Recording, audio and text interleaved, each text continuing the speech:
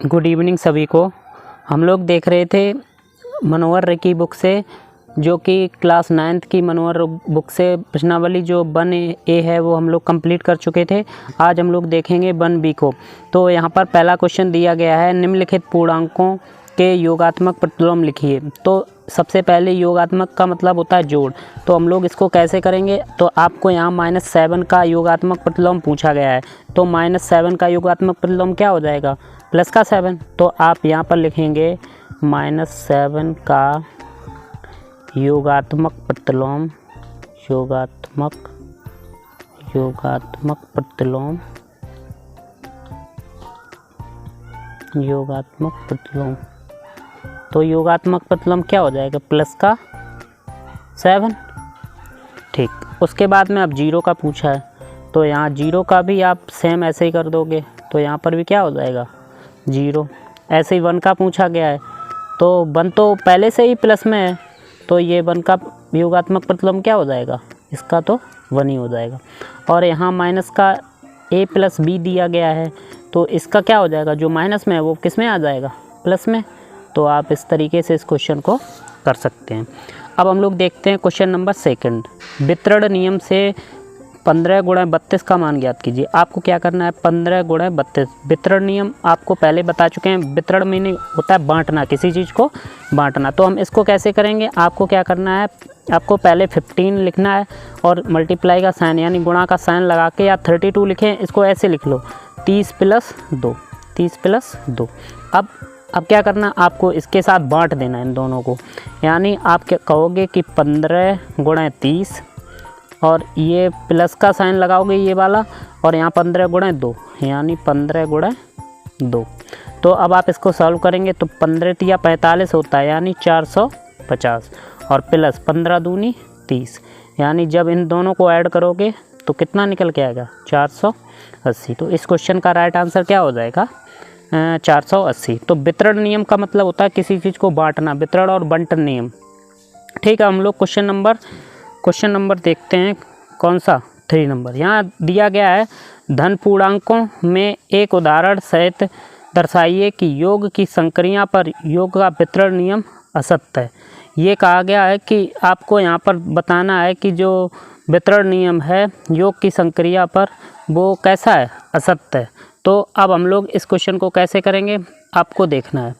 यहाँ पर आप सबसे पहले कोई नंबर ले लो, कोई, जैसे कि हम लोग मान लेते हैं, यहाँ पर हमने नंबर मान लिए धन पूर्णांक मान लो, हमने मान लिए धन पूर्णांक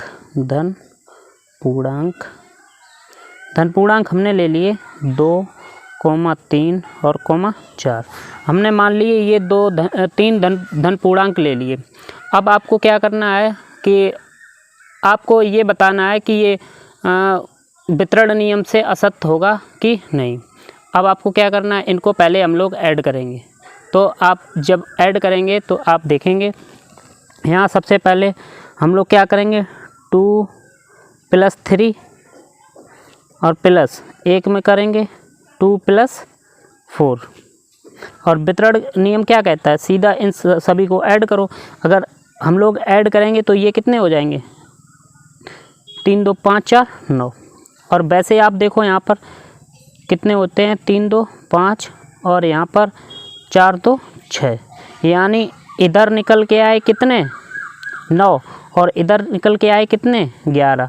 तो आप कह सकते हो कि दोनों साइड बराबर नहीं है। तो आप कह सकते हो कि जो योग की संक्रिया पर वितरण नियम है वो बिल्कुल कैसा हो जाएगा, असत्य। देखो, हमने बांटने की बात की थी, अगर इन तीनों को प्लस करेंगे तो कितना आएगा, 9, और 2 को अगर इन दोनों के साथ में प्लस किया तो देखो वितरण बांटा दोनों के साथ में, तो कितना निकल के आया, 11। तो आप देख सकते हो यहाँ पर दोनों बराबर नहीं है। तो आप लिख दोगे यहाँ पर योग की संक्रिया पर योग का वितरण नियम असत्य है। आप कर सकते हो इसको। चलो हम लोग देखते हैं नेक्स्ट क्वेश्चन क्या है। यहाँ पर दिया गया है, दर्शाइए कि पूर्णांकों में योगात्मक नियम अद्वितीय होता है। अब आपको यहाँ पर बताना है कि जो योगात्मक नियम है वो कैसा होता है, अद्वितीय। अद्वितीय मतलब जो हम लोग कह सकते हैं बिल्कुल सेम, और योगात्मक नियम आपको बताया गया है। चलो हम मान लेते हैं, हमने माना कि माना कि पूर्णांक a तथा b हैं। अब आप क्या करोगे, आप कहोगे a प्लस b एक में अगर होगा और ये कितना हो जाएगा, आप कहोगे ये एक धन पूर्णांक होगा, धन पूर्णांक। और ऐसे ही आप करो b प्लस a, तब भी क्या होगा, ये भी एक धन पूर्णांक होगा। ठीक, अब हम लोग इसको कैसे करते हैं, देखो हम लोग यहाँ मान लेते हैं, कोई उदाहरण के लिए कोई पूर्णांक मान लेते हैं। जैसे कि हमने पूर्णांक मान ली, हमने माना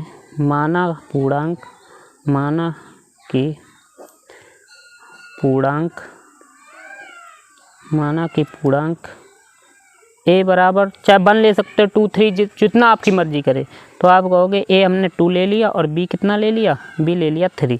तो आप यहाँ देख सकते हैं 2 में 3 को ऐड करेंगे तब भी कितने आएंगे, 5, जो एक धन पूर्णांक है, और 3 में 2 को ऐड करेंगे तब भी कितने आएंगे, 5।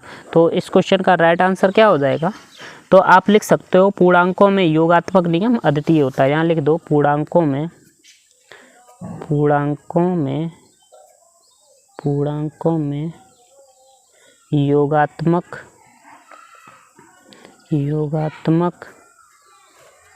योगात्मक नियम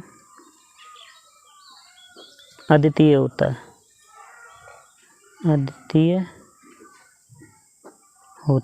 मतलब किसी नंबर को भी आप ऐड करोगे तो सेम आ जाता है। तो ये हो गए क्वेश्चन नंबर हमारे 4 तक। अब हम लोग क्वेश्चन नंबर 5 को देखते हैं। अब क्वेश्चन नंबर 5 को हम लोग देखते हैं। यहाँ पर क्वेश्चन नंबर 5 जो दिया गया है, ये दिया गया है निम्नलिखित संख्याओं में से धन पूर्णांकों को छांटिए। अच्छा, धन पूर्णांक आपको बता चुके थे, जिसमें नंबर कैसा हो, पॉजिटिव नंबर हो। चलो देखते हैं यहाँ पर धन पूर्णांक कैसे आप डिसाइड करेंगे। तो यहाँ पर देखो, सबसे पहले 8 - 6, यहाँ कॉमा लगा हुआ है, तो आपको ये पता चल जाएगा यहाँ कॉमा लगा है, अलग अलग नंबर दिए हैं। तो आप कहोगे 8 - 6 कितना होगा, 2। तो ये धन पूर्णांक है बिल्कुल, क्योंकि ये पॉजिटिव निकला, धन पूर्णांक। ठीक, उसके बाद में 2 - 5, तो ये कितना आएगा, -3, ये धन पूर्णांक है, नहीं है। उसके बाद में 1 को डिवाइड करेंगे किससे, 3 से। अच्छा, कोई भी नंबर है, 1 को डिवाइड करेंगे 3 से। जब 1 को डिवाइड करेंगे 3 से, तो आपको पता है यहाँ पर कैसा नंबर आएगा, प्लस का ही आएगा। तो ये 1y कितना आ जाएगा, 3। तो ये भी क्या हो जाएगा, एक धन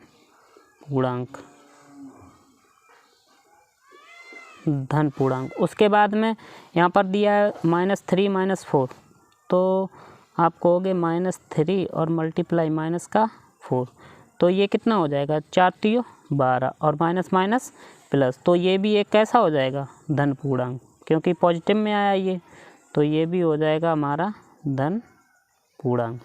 उसके बाद में यहाँ पर दिया गया 8/2, यानी 8 में भाग लगाया किससे, 2 से। अगर 8 में भाग लगाओ 2 से तो कितना आएगा, 4, ये भी एक धन पूर्णांक होगा। उसके बाद में यहाँ दिया गया -5 × 3, हाँ, -5 × 3, तो ये हो जाएगा कितना, -15। तो क्या ये धन पूर्णांक होगा, बिल्कुल नहीं होगा। उसके बाद में 5 × 15, यानी 3 × 5 दिया है, तो ये 5 × 15, ये पॉजिटिव का है, तो ये कैसा हो जाएगा, एक धन पूर्णांक, ठीक। तो हमने आपको सारे क्वेश्चन करा दिए। क्लास 9th के जो मनोहर रे बुक है, उसमें 1B जो है वो हमारे इसमें 5 क्वेश्चन दिए गए हैं, तो 5 क्वेश्चन कंप्लीट करा दिए। अब हम लोग देखेंगे 1C नेक्स्ट वीडियो में। जय हिंद।